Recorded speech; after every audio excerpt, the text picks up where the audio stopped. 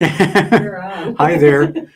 Welcome to today's announcements and fellowship time. It's occurring to us by looking at the announcement list that we are truly making the transition from Epiphany very quickly into Lent and beyond that, the Easter season. So, got a number of those type of announcements to share with you this morning. Thank you for your time. Thanks for watching today.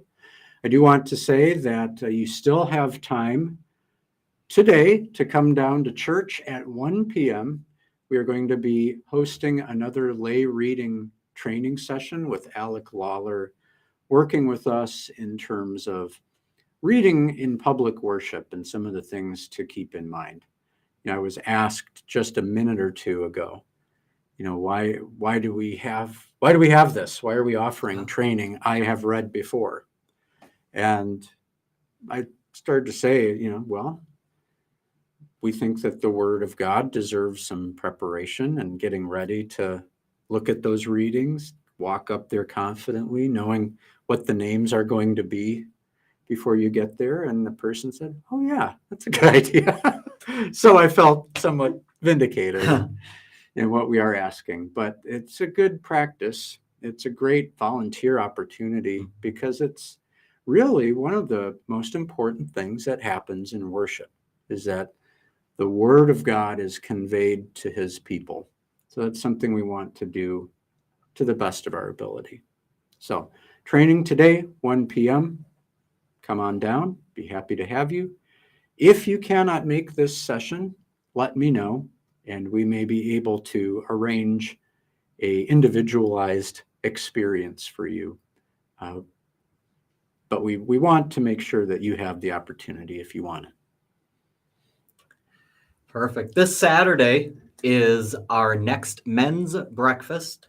If you have never participated in that, you should.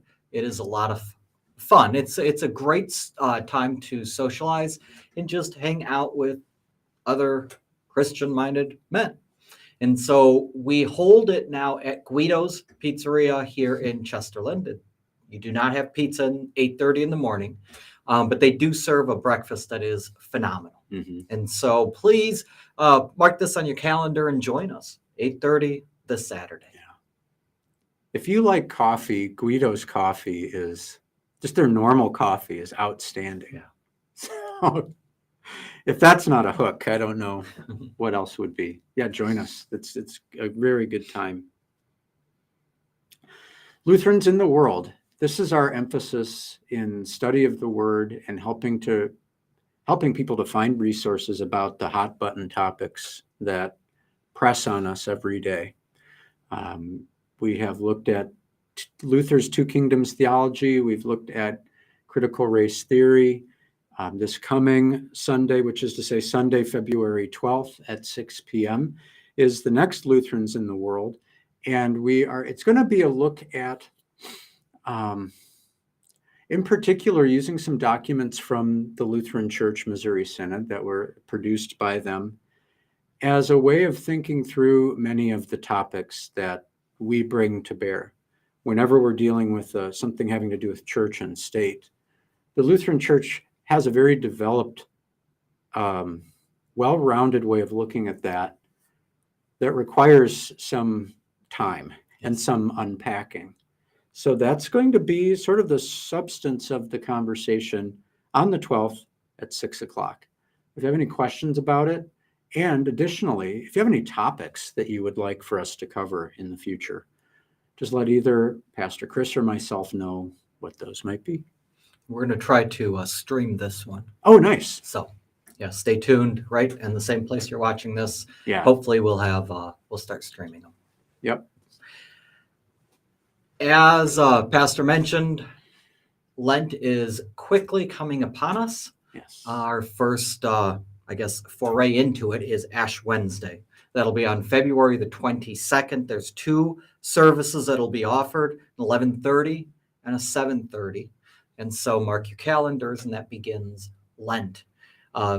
After that, then, we do have our midweek services that will follow every Wednesday at the same times, 11:30 and 7:30.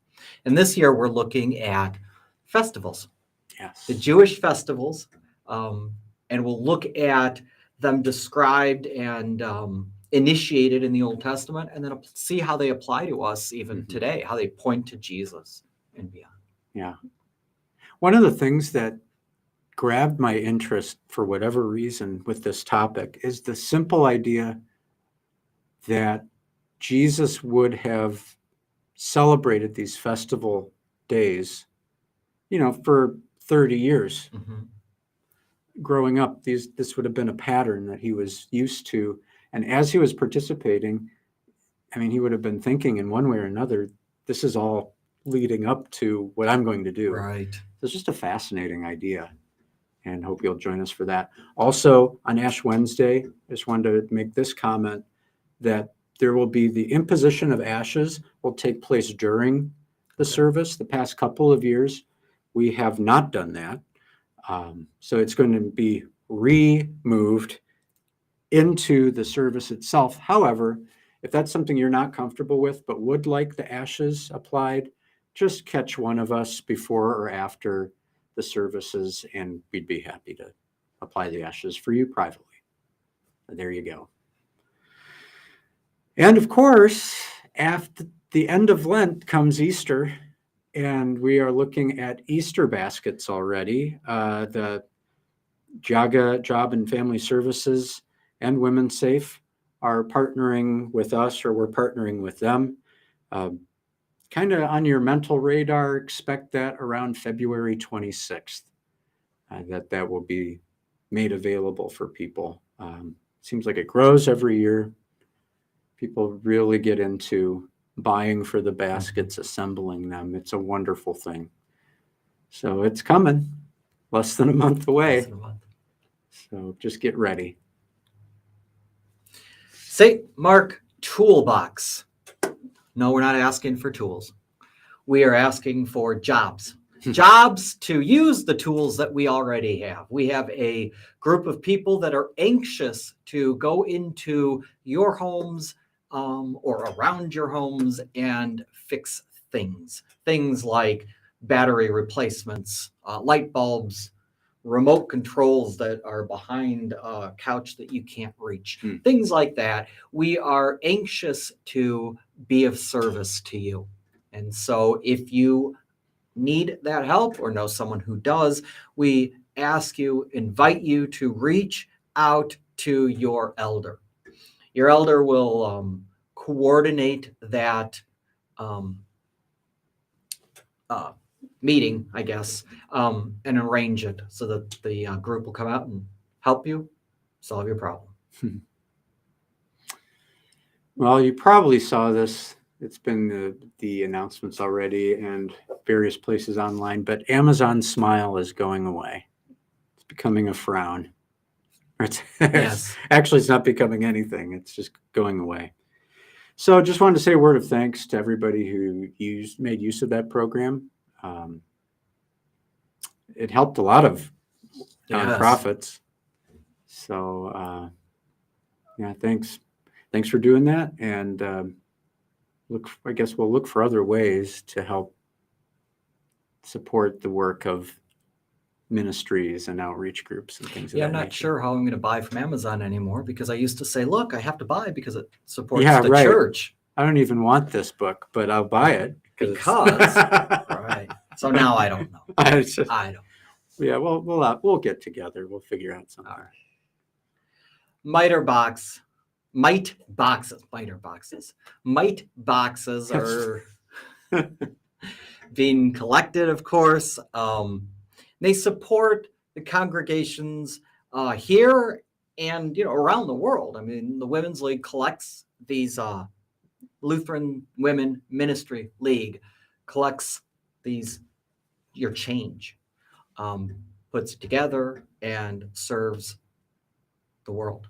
And so, one, we want to thank you, but two, just a reminder that we have boxes here. We have places to, donate your money when you do collect your change. And if you want any more information about how it's used or how you can help, then you can contact Beth Christofferson. I was looking to see if her name was here. Beth Christofferson. Well, since we named Beth, she told me that they just had a zone prayer service on Saturday, yesterday. They gathered over $400 in mites just from that meeting, bringing mites to that or people writing checks. So it's super encouraging to see what people can do together. That's just a great example of one person can't do everything, but everyone can do something.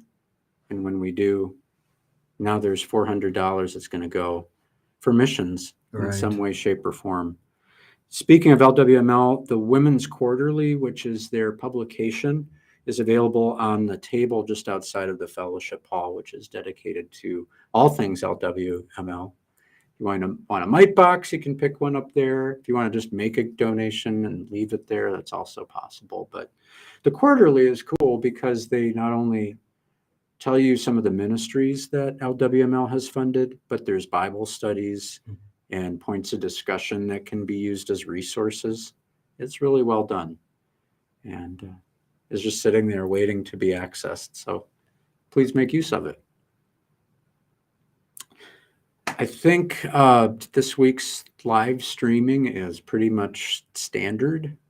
What you're used to expecting will appear at the appropriate times. Anything else that we have to share today? All right. Nope, thanks for your kind attention. Have a great day.